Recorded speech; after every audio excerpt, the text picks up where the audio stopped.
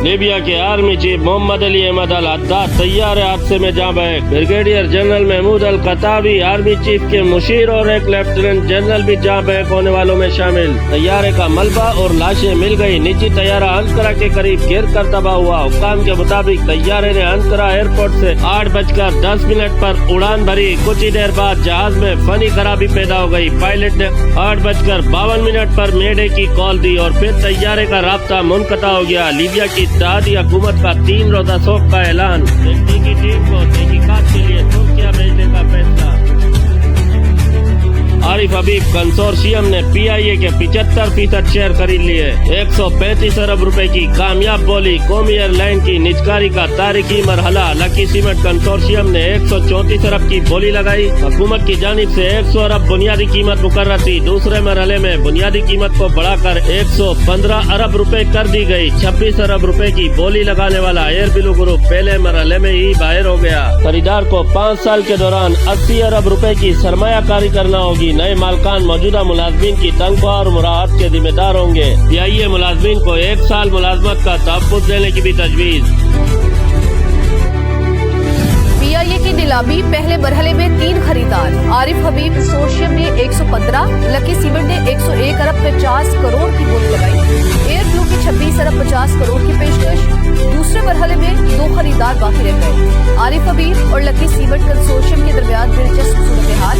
बार बार वक्फा, कभी 25 करोड़ और कभी 1 अरब का इजाफा। 135 अरब की पेशकश पर आरिफ हबीब कंसोर्शियम कामयाब करा।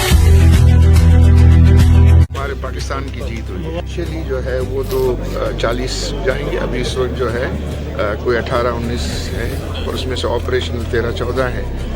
उसको पहले फेज में जो है वो 38 करेंगे, फिर 65 करेंगे। जब एक्सपेंशन करेंगे तो और लोगों के लिए रोजगार के भी जो है वो मौके।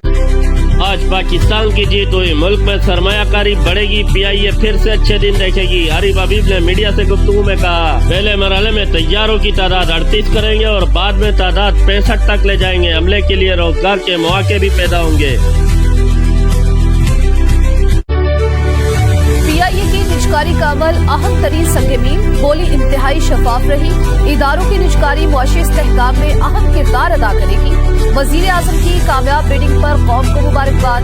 कहा, निजी शोबे के इश्तराक से मुल्की तरक्की और खुशहाली के लिए पुरज़्म है। रियासती इदारों के ताउन से मुल्की मईशत मुस्तहकम हो रही है। फील्ड मार्शल सैयद आसिम मुनीर की कोशिशें लायके तहसीन।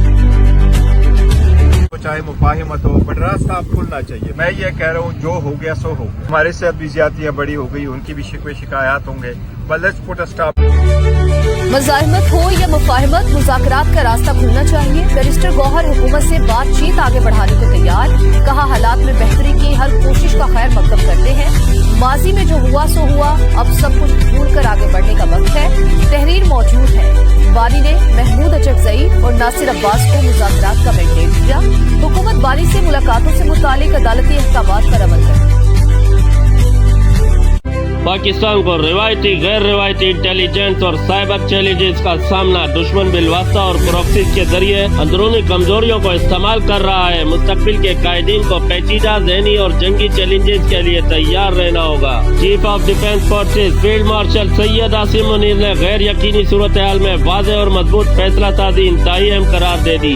सीपा सलार का नेशनल डिफेंस यूनिवर्सिटी का दौरा, सिक्योरिटी और वार कोर्स से मुताल्लिक ब्रीफिंग। आर्मी चीफ ने शुरा के तजिए को सराहा। चुकन्ना और साबित कदम रहने की तलकीद।